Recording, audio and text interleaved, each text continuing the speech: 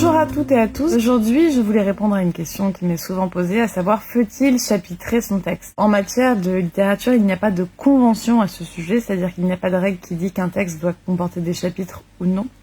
Maintenant, il y a plusieurs choses qu'il faut savoir pour vous aider à décider. Perso, je plaide en faveur des chapitres, surtout quand il s'agit d'un premier roman. Et je plaide toujours en faveur des chapitres quand il s'agit d'un essai, et d'une façon plus générale, je plaide pour ça en faveur du lecteur. Quand on pense au lecteur, qui est quand même la première personne visée par votre roman, on doit chercher à atteindre ce qu'on appelle l'aisance de lecture maximum. Alors ça ne veut pas dire écrire des phrases simples avec des mots simples et des choses bêtes, pas du tout. Mais l'aisance de lecture, c'est la capacité à pouvoir lire, faire une pause, reprendre, etc. Quand il y a des chapitres, c'est beaucoup plus simple. Puisque ça permet au lecteur de se dire, par exemple, avant de se coucher, je lis un chapitre et je me couche, ou je suis fatiguée, tiens, il me reste plus que 2 pages avant la fin du chapitre, j'y vais.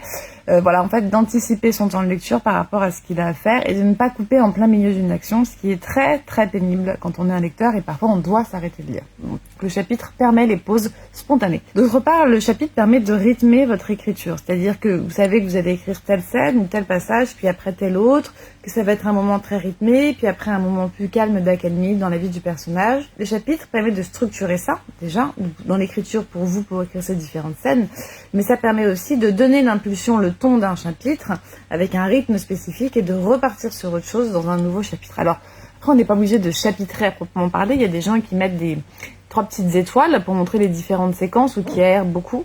Mais dans tous les cas, il faut permettre au lecteur de faire une pause pour casser le rythme de lecture, casser le rythme des personnages, entamer une nouvelle scène, etc. Et en ce sens, le chapitre est vraiment très intéressant. Dans le cadre d'un essai, ça me semble indispensable, puisqu'on est dans une logique d'argumentation, donc on va de plus en plus loin, on peut aller avec des exemples, des contre-exemples, des arguments, des contre-arguments, Voilà, bon, bref, il y a plein de choses à faire, et du coup, chaque chapitre peut représenter une avancée de la pensée, et de ce fait, à mon sens, ça semble indispensable. Alors après, il y a évidemment des romans qui se lisent comme des fleuves, il n'y a pas de pause, c'est un peu comme ça, on lit au fil de l'eau. Ce sont en général des romans qui sont plus de l'ordre de l'introspection. C'est ni bien ni mal en fait, évidemment que ça existe et évidemment qu'il y a des chefs-d'œuvre, mais je trouve ça beaucoup plus compliqué à écrire, surtout quand il s'agit d'un premier ou d'un deuxième roman, qu'un livre qui est assez structuré et qui permet en plus après de juger et jauger l'utilité d'un chapitre.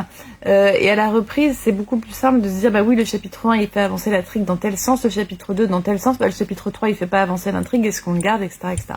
Donc oui, je plaide complètement en faveur du chapitre. Attention, alors j'ai une question qui revient souvent, faut-il donner des titres au chapitre, ou juste 3 points et puis on commence à écrire, ou est-ce qu'on peut trouver des titres? Alors j'ai des auteurs qui me sortent des titres de folie, avec en dessous des citations pour chaque chapitre, etc. Pourquoi pas? Mais dites-vous bien une chose, c'est qu'en général, le lecteur ne se souvient jamais d'un titre de chapitre et il fait à peine attention. Lui, ce qui l'intéresse, c'est l'histoire. Donc tout ça, pour moi, c'est du fignolage. Voilà, écoutez, c'est ce que je voulais vous dire pour aujourd'hui. Je vous souhaite une très bonne journée.